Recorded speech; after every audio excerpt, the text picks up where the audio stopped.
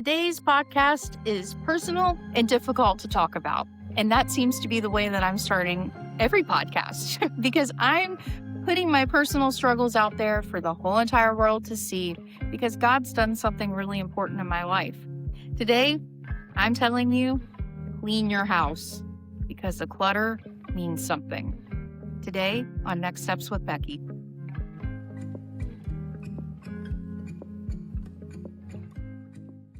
So if your house goes beyond just a little messy, there's a chance that it's a reflection of something that's going on in your life. For me, that was a massive indication that my life had pretty much shut down. If I looked around my house, I saw piles of clothes. I saw just tons of dirty dishes. I saw nothing put away, no effort to take my shoes and put them away. I was just leaving everything everywhere. And it took me a while to really notice that that was becoming a pattern in my life. And when I say it took me a while, it took years to see that what was going on inside of me, the depression, the sadness, the weariness, the tiredness, the hopelessness was very evident all around me. It was evident to everyone living with me, that's for sure. So I got to a point I couldn't remember last time my house was clean. Like, when was my whole entire house clean? And that was one of the things that I had to address at the beginning of my health journey. Please watch my first podcast to see my story and where God has brought me. And because there was a point in my life that I quit taking care of myself and I quit taking care of my home. And I told myself lots of things because I've learned that humans are very good at coming up with excuses for things. And I would say things like, I am just so overwhelmed right now. I can't even deal with what's going on. That this stuff doesn't actually matter right now. I would tell myself that it didn't really matter. I'd say other people can pick up. I'm not the only one that lives in this house. Other people can pick up too. Why don't they help? And I would say that the reason they couldn't help clean up was because they were taking care of me because I was not in a good place. So why does a messy house even matter? What does that have to do with the health journey? Well, your house, your living space is a mirror of your soul. Clutter matters because it's a visible symptom of an invisible struggle. When the mind is overwhelmed, when your energy is gone, it's evident that maintaining things is just completely stopped. And what that does is in your mind, it creates this feedback loop of stress. It's not a passive thing that's happening, it's an active stressor. Every time you see a pile of laundry that you washed and dried a month ago, but it's still sitting there, that's a reminder that you've just quit doing things, that you've just let things go. Every time you see that, your brain says, unfinished business. You're not following through. A messy house makes you feel overwhelmed. And the more overwhelmed you feel, the less you have the ability to clean. And messes don't ever stop growing. A mess will always continue to grow. If you've ever had a toddler in your house, there's no point that the messiness just stops. If you don't address it, it will just keep going. When you are able to take a look at everything around you, no matter how overwhelming the clutter feels, and you can do something, it does something in your mind. It takes you out of paralysis and puts you into motion. You're going someplace, you're doing something. And it will help you in so many different ways. It helps your relationships with those that are living with you. I mean, do you want to live with a messy person? When I went to college, I had a roommate. I had had a roommate growing up. My sister was my roommate, but we were kind of on equal playing field because my mom would say, clean your room. And we'd both have to go clean our room. When I was in college, nobody was telling us to clean our room, but I wanted a clean room. I tried to clean it, and my roommate was a slob, and she had no desire to clean it. Living with somebody that didn't have any desire to clean up after themselves was stinky. I hated it. I wanted to be able to have a friend over in my dorm room, and I couldn't because I was embarrassed. So when your house is messy, it affects your relationships and the house. It makes it feel like somebody's not accountable. Like somebody doesn't have to try as hard as somebody else. And nobody likes to feel like you're picking up somebody else's slack.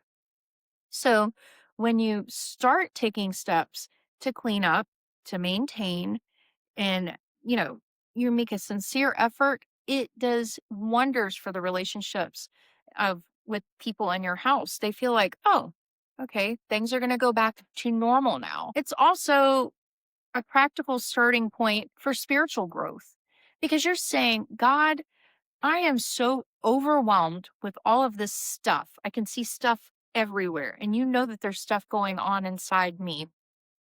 Will you help me? And when you start to address the clutter in your house, then you maybe start addressing some of the clutter in your mind or in your heart, and God can help you. A word that has really just come to have a totally different meaning in my life is stewardship.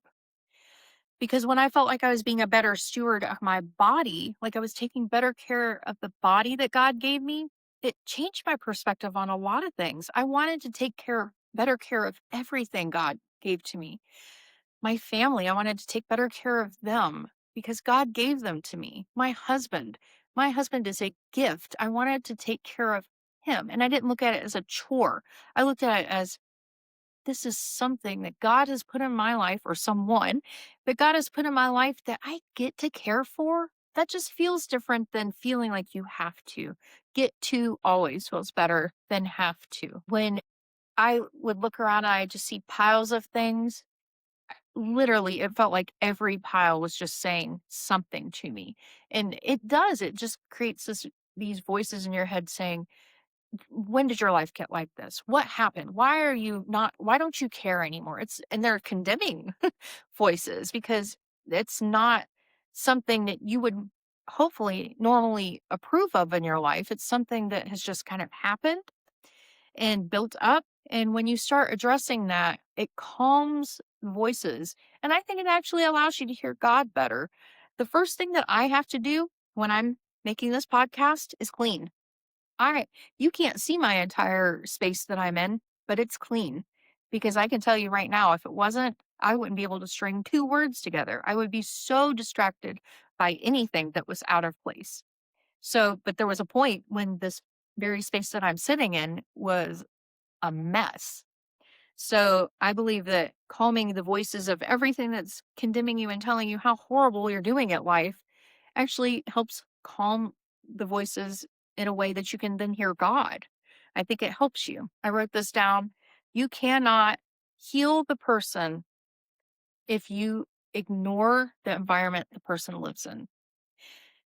God encouraged me to clean my house when I started cleaning out my pantry going, I can't eat this anymore. I don't want to eat this. Well, I cleaned out my pantry and then I guess I cleaned out my living room and then I started cleaning out my drawers in my bedroom. And it grew in my life as I started addressing different things, then it started making a difference. So the challenge is, where do you even start? And that's one thing that you'll find me saying a lot is a journey begins somewhere. You don't just, I'm on a journey. No, you have to have a starting point. So when it comes to looking at the environment you're living in, you have to have a starting point. And for me, I told you, I started going through piles and doing different things. But if you can get one surface of your house clean, maybe it's a table, maybe it's a desk, because a desk isn't very big. So if you say, I'm going to sit down and I'm going to clean this desk, I'm going to throw things away that I don't need. I don't need to keep my phone bill from 10 years ago. That can go in the garbage. And you pick whatever method, which there are millions apparently of methods to cleaning your house. I'm just saying throw away the stuff that you don't need and isn't useful, give away the stuff that still has value but you don't need, and then find a place for the things that are meaningful and you need them in your life.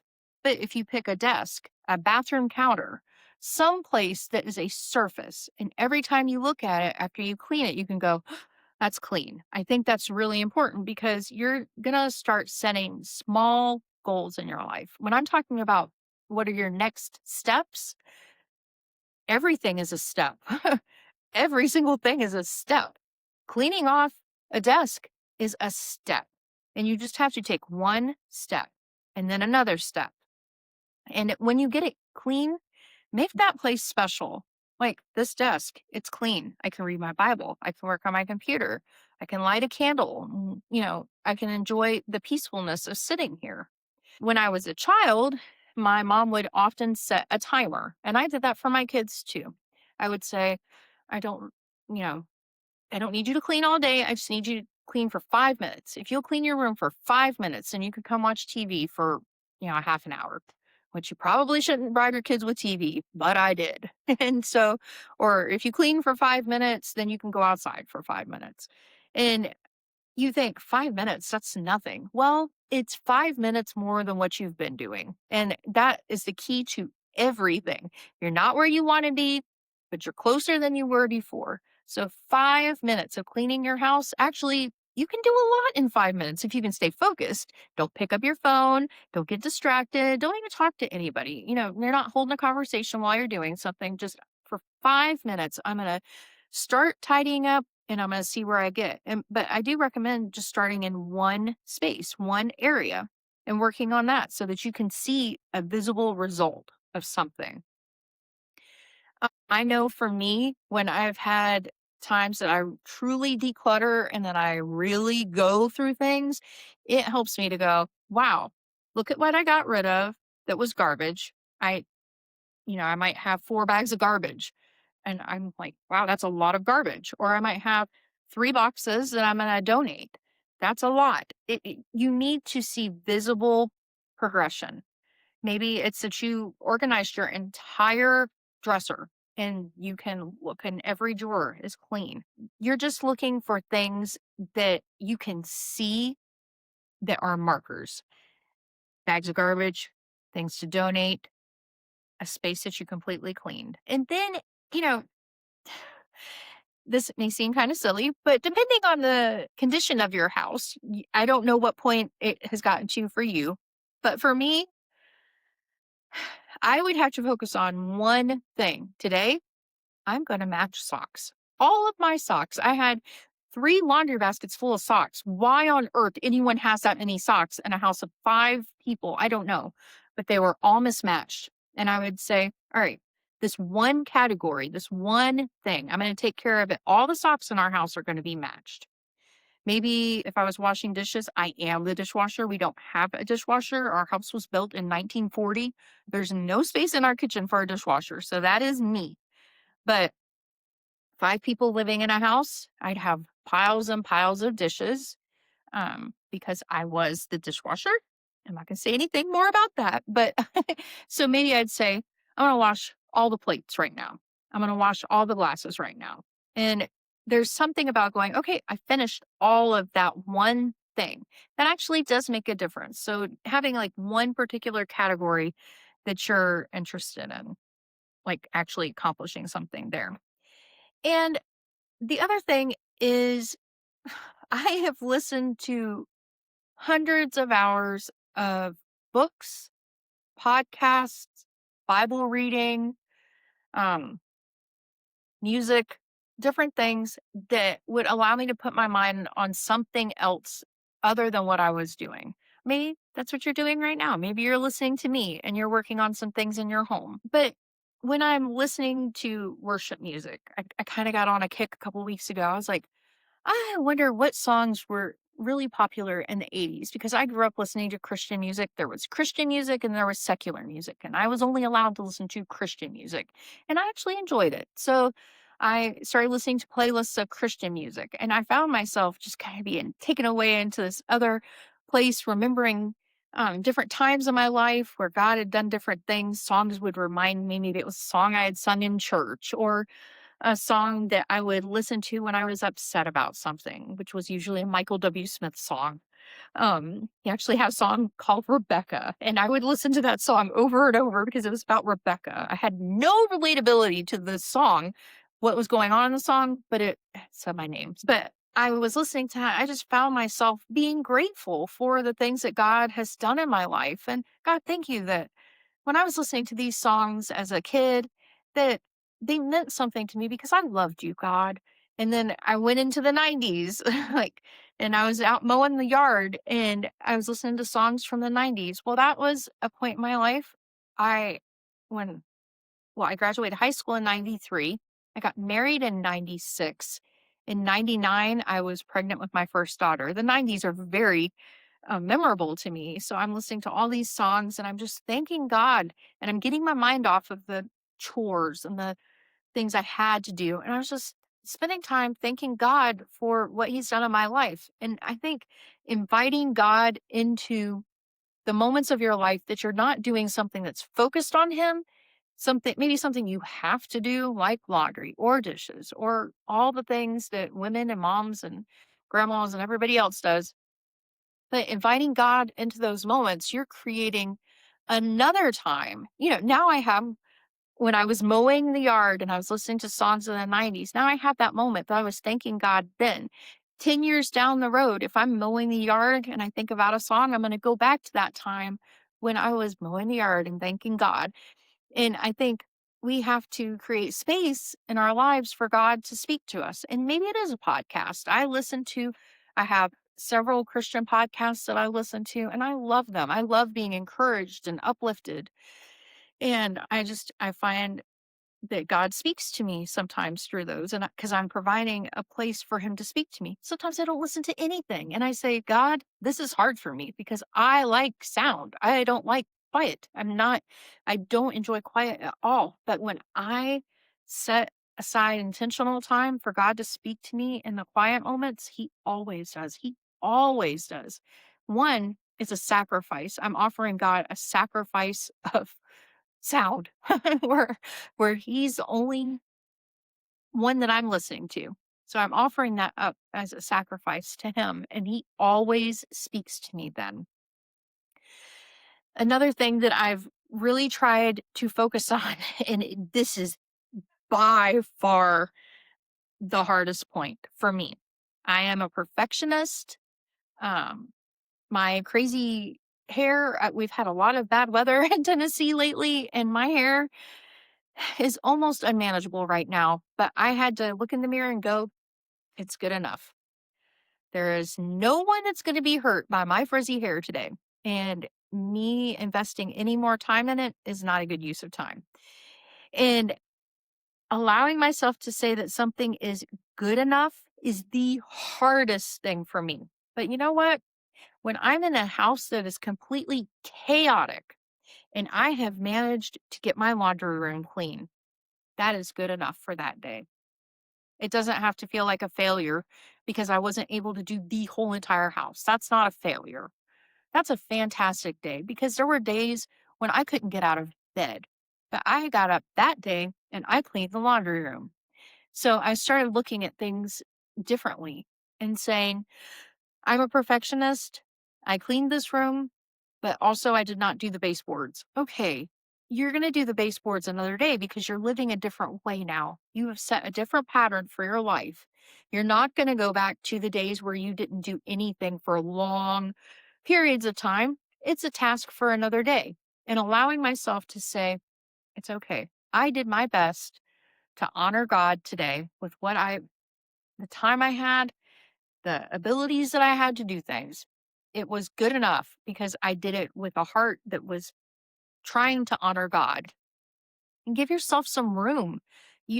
Everything does not have to be perfect. I'm not perfect. I'm never going to be perfect. When I started losing a lot of weight quickly, um, I noticed that my face was starting to feel really saggy.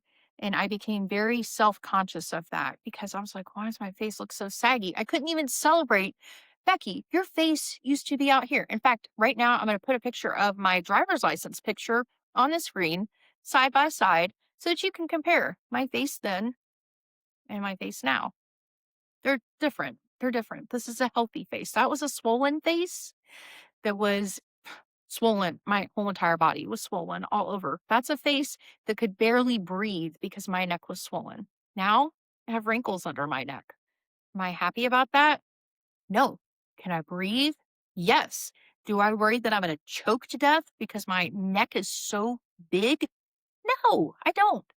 So it's perspective, and it's allowing the things that you do not just to be good enough, but to know, okay, this is where I'm at right now. You know what's happened over time? My face isn't as saggy because I learned. I don't have a picture of when my face was looking super saggy, but I learned that I was not eating enough fat. I didn't have enough fat in my diet. And you actually need to consume healthy fats. So I started eating more nuts, almonds, and different varieties of nuts because that was a healthy fat. I cut out some of the olive oil and I started using good butter because butter is actually good for you. Who knew? And it changed the shape of my face a little bit so that it didn't look so just bleh. That's how I felt. But and my face actually got more fat in it and I felt like I looked healthier, which seems backwards. But the wrinkles on my neck, they're a reminder that my face was really big at one point and I stretched my skin. But do you know what's happened over time?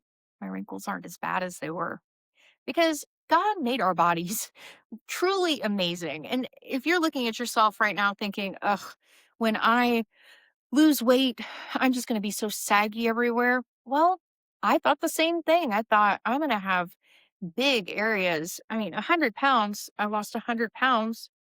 That's a lot of weight. My skin's just going to hang. Well, not if you lose 100 pounds over 2 years. Your body actually goes back in place. I had big, what do they call them? High Helens, flappy skin. No, I'm actually getting muscle because I'm lifting things and being intentional about how I'm doing things. My skin is tightening up. God gives our body a lot of resilience. And if you go slow and, just allow your body to adjust as you're adjusting your diet, it's amazing. So the parts of me that I think right now they're good enough. It's because I know that my body isn't done doing whatever it's going to do. And the parts that I might not like right now, a few months from now might look different. So if you're watching this video a year from now, um, and you see a picture of me now, and hopefully I look a little bit different, then that will be proof in itself that over time things just change, and what may feel like is good enough now, God will make it great. So I want you to just relax. If your house is chaos, if you feel like your whole life is chaos because you have laundry piles up to the ceiling, it's okay. You're going to be okay. Pick one surface, pick one category, pick one thing, and allow yourself some grace and some space for God to talk to you and just start. You just have to start. What is your next step? What are you going to do next as an offering to God to honor him, not to guilt you, but as a sacrifice. God, I'm sacrificing my time and effort right now because I realize that I have kind of let things go. And I could be sitting and watching TV or chilling on my phone, but I'm going to take this time because I want to honor you and I need your help to get things back in order. And it's going to take me some time to do it. But God, I trust that you're going to be with me while I do it. And I want you to remember, like I always want you to remember, tell this to yourself. I may not be where I want to be today, but God is with me and tomorrow will be better. I'll see you next time on Next Steps with Becky.